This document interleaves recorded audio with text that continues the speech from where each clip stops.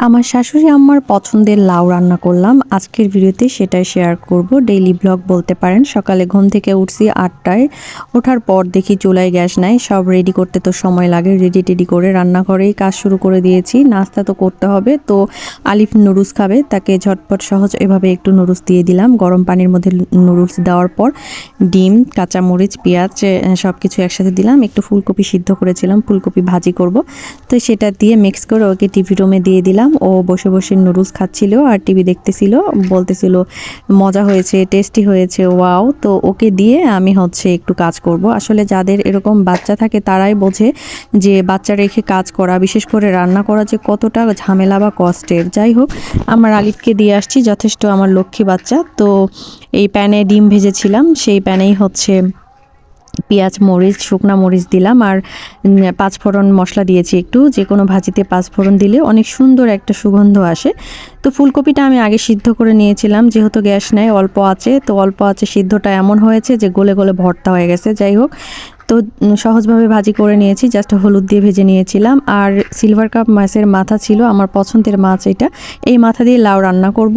Just হলুদ আর লবণ দিয়ে মাখিয়ে নিয়ে একটু তেল, যেই পাতিলে রান্না করব সেই পাতিলে তেল দিয়েছিলাম, তার ভিতরে মাথা দিয়েছি আর কাঁচামরিচ আর পেঁয়াজ বেটে নিয়েছিলাম। তারপর দিয়ে দিব আদা রসুন বাটা। এইভাবে কেউ রান্না করেছেন কিনা জানি না, কিন্তু আমিও জানতাম না বা পারতাম না। তো আমি আমার মামাতো ননদ সাদিয়ার কাছ থেকেই শিখছি, যদিও অনেকটা, তার রান্না অনেক বেশি মজা হয়।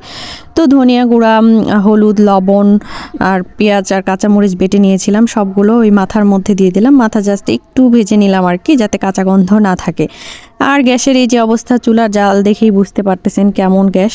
তো কোনো মতে একটু ঢেকে কষিয়ে নিলাম।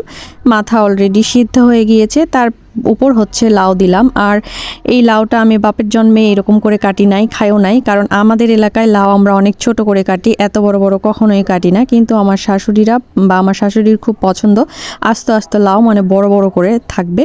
তো এই যে চুলার গ্যাসের অবস্থা, সেই সকাল 8টা থেকে কাজ শুরু করেছি, 2টা আড়াইটা হয়ে যায়। আর আমার শাশুড়ি বাইরে যায় একটা কাজে, তো ওনার কাজ শেষ করে আসতে আসতে 2টা আড়াইটাই বাজে। এসে দেখে আমি এখনও রান্নাই হয়নি।